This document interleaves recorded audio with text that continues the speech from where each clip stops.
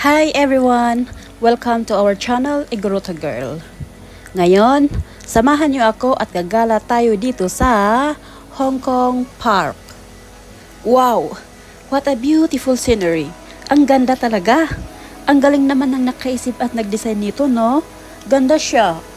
Ganda talaga siya! Habang tayo ay naglalakad-lakad, may mga upuan na napansin ko dito sa tabi-tabi. Ito oh! Pwedeng umupo at magpahinga lalo na kung medyo masakit ang paa sa kalalakad at mag-recharge na ng energy at gagala ulit. Parang may nakalimutan akong sabihin mga friends. Aha! Alam ko na! Yung nagpaplanong gustong pumunta dito, easy!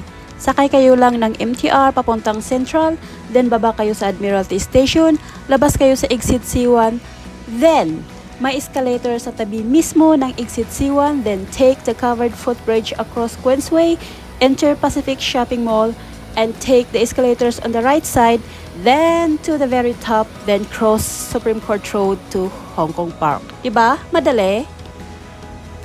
Siya nga pala, hindi lang MTR ang transportation na pwedeng pumunta dito. May mga city bus or island minibus papunta dito. Kaso, di ko alam mga bus numbers, kasi di ko pa na-try.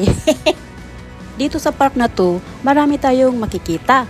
May pa-waterfall sila, turtles, different kind of fishes, lookout tower, and more. Para sa akin, di ko alam sa inyo ha, pero really, this is a good place to go after so many busy days and hectic schedules. Dito relax din paminsan-minsan ang brain cells at katawang lupa natin. Kailangang i-unwind, huwag puro trabaho din, no? Ganda ng trees, parang picture ski. Very green ang ang environment oh. Maaliwalas, pati yung tubig. Green na green din. Buti nga yung isda hindi green. Different colors naman, colorful naman yung isda, di ba? Ang lalaki pa, ang tataba pa.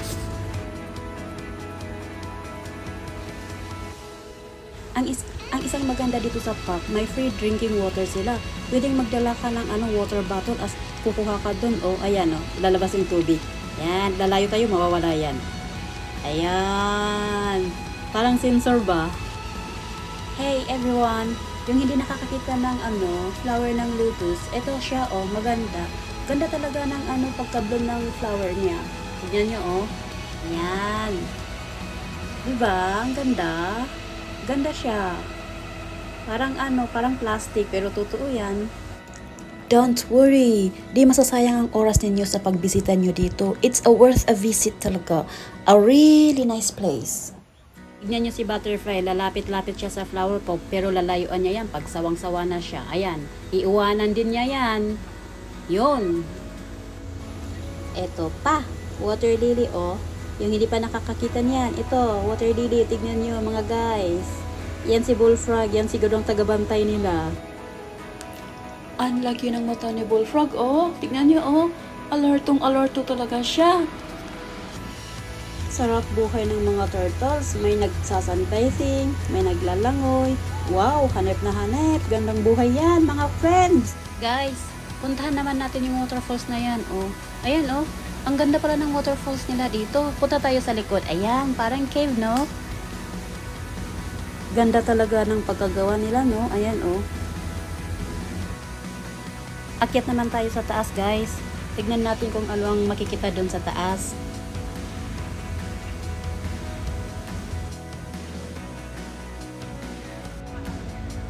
Ito naman yung Olympic Square. Ito ang harap ng Olympic Square. Ayan, oh.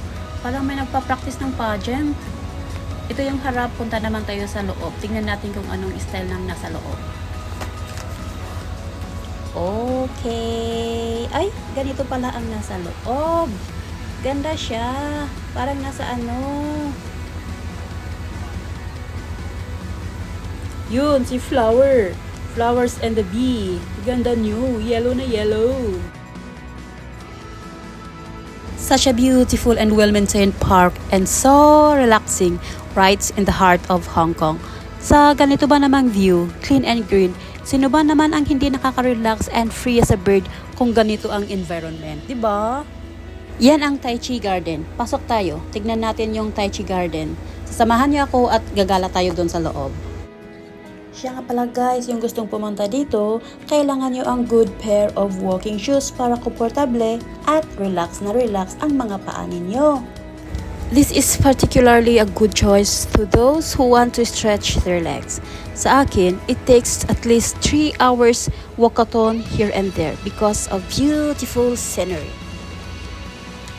Alam nyo, ang gandang mag-exercise dito. Pwede kang mag-tai chi, mag-yoga. Maganda kasi may shade pa. Diba? At saka, nakaka-relax din siya.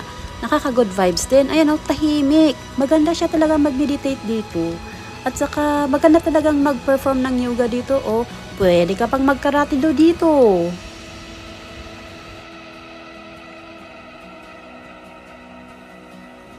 Guys, labas naman tayo at punta tayo doon sa kabila sa aviary. Ganda ng structures nila, no? Solid na solid, oh. Guys, di tayo makakapunta sa kabila, sa aviary, because it's temporarily closed due to renovation.